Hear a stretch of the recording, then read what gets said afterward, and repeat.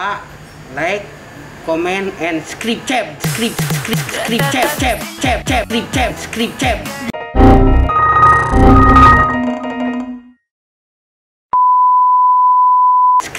Halo Car Radio Lovers, kembali lagi bareng gue Teddy JL di channel YouTube Niki Motor.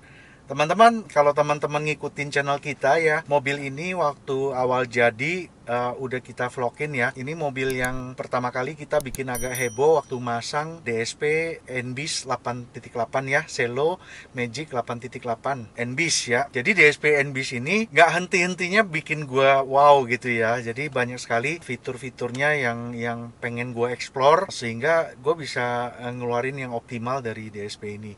Nah, belum lama ini kita mendapat kunjungan dari Pak NBIS, Pak Nathan Budiono ya, yaitu kreator dari DSP ini dari US, mampir ke Niki Motor. Beliau ngadain coaching ke kita ya. Terus kita dapat banyak banget inputan bagaimana mengoptimalkan DSP ini.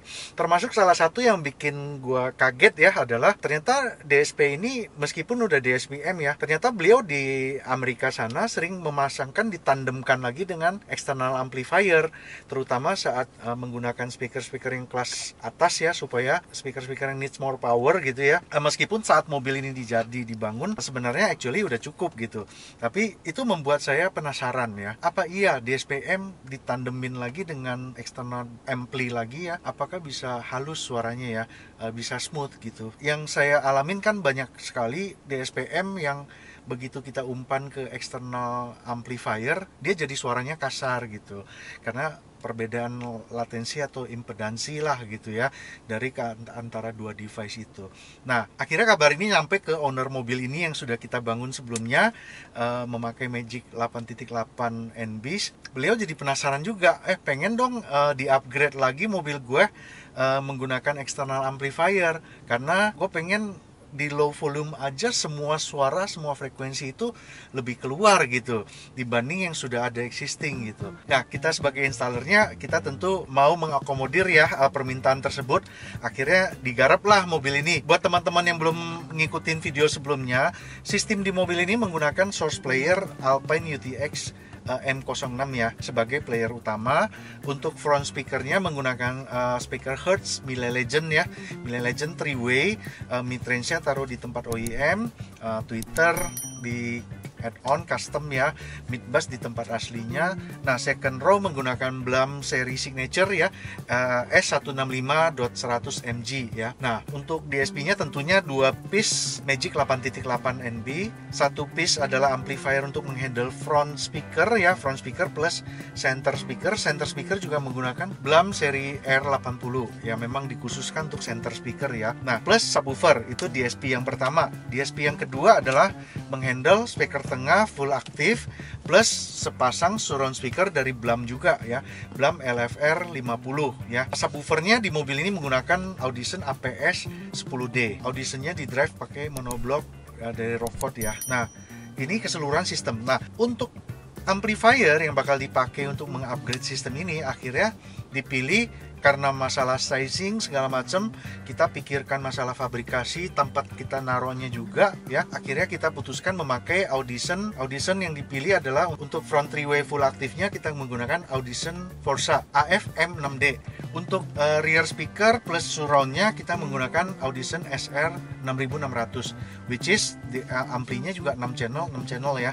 Jadi monoblock Rockfordnya tetap kita pertahankan untuk drive sub gitu. Ya, end up sistem ini sudah menggunakan total external amplifier yang untuk ke semua drivernya, which is total drivernya di mobil ini adalah 14 speaker ya, kecuali center speaker karena belum kebagian channel eksternal, kita tetap menggunakan internal amplifier dari Magic 8.8 NBIS. Jadi di mobil ini kita optimalkan kembali tuningannya karena kita mendapat insight baru ya, bagaimana melakukan tuning dual seat yang lebih oke ya. Kita masih improve terus teman-teman, karena konsep dual seat dengan konsep one seat tuning itu totally different ya teman-teman. Jadi masih banyak teman-teman yang salah kaprah tentang dual seat listening position ini gitu. Jadi kedua-duanya punya ciri khasnya masing-masing, punya plus minusnya masing-masing, dan kita nggak bandingin mana yang benar mana yang salah. Dua-duanya sebenarnya tujuannya berbeda gitu. Yang one seat tuning adalah itu memfokuskan ke salah satu tempat duduk ya. Nah, sedangkan yang all seat atau dual seat listening itu sangat mengambil average ya dari ke semua tempat duduk, sehingga tidak ada yang dikhususkan, tapi tempat duduk di mana aja semua hampir balance gitu. Nah, tapi di mobil ini secara spesial kita bikinkan semua option gitu. Karena ownernya nih kadang-kadang duduk di sini, kadang-kadang duduk di front left ya. Tapi yang pasti selalu pakai driver ya. Jadi kita punya 4 preset nih gitu. Satu adalah dual seat ya. Yang kedua adalah front left ya. Front left which is single seat ya.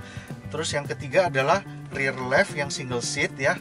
Satu lagi adalah dual seat dengan surround sistemnya on gitu. Jadi ownernya nih punya banyak option nih untuk mengganti suasana audionya gitu. Kadang-kadang lagi pengen mendengar suara yang fokus, itu kita bisa pakai yang tuningan one seat. Tapi kalau lagi rame-rame sama keluarga, sama anak ya, bisa menggunakan preset yang all seat gitu. Jadi semuanya lebih merata gitu. Jadi inilah spesialnya yang bisa didapatkan dari sistem DSP ini. Yang which is di aftermarket belum ada DSP yang bisa melakukan magic button seperti ini, yang tanpa melakukan time alignment kiri kanan bisa mendapatkan center image suara gitu. Ya, meskipun center image-nya tentu tidak bisa dibandingkan dengan center image yang didapatkan dari tuningan one seat ya, which is tuningan one seat itu adalah melakukan time alignment gitu. Yang pasti itu suaranya akan lebih fokus untuk tengahnya. Tapi menurut saya sacrifice-nya cukup worth it ya untuk membela tempat duduk lain, sehingga tempat duduk lain juga bisa mendapatkan excitement sama experience yang minimal mendekati dengan tempat duduk utamanya gitu. Nanti buat experience teman-teman yang mengikuti video ini, kita akan coba merekam suaranya saat menggunakan tuningan one seat seperti apa, saat di switch ke all seat itu perubahannya seperti apa. Mungkin nanti Black yang rekam akan coba duduk di sini setelah pakai yang all seat ya, dia akan coba pindah tempat gitu ya. Mungkin teman-teman bisa ikut merasakan experience-nya seperti apa. Memang kita nggak bisa membagikan experience ini secara 100%, tapi minimal melalui headset ya, teman-teman bisa ikut merasakan perubahan suaranya seperti apa gitu. Nah, itu sekilas info tentang upgrade di mobil Toyota Alphard ini. Kalau teman-teman mau ikutin permulaan mobil ini dibangun, teman-teman bisa nonton di video yang ini. Perubahannya adalah yang sekarang di mobil ini dengan penambahan 2 buah amplifier 6 channel. Untuk listening testnya teman-teman bisa ke video berikutnya yang akan kita upload khusus untuk listening test. Kasih komen ya teman-teman kalau pengen berdiskusi ya, welcome gitu. Kita menerima kritik yang membangun, bagaimana supaya bisa membuat kita bekerja dengan lebih baik lagi. Oke, thank you for watching teman-teman. Kita ketemu lagi di video berikutnya. Dah.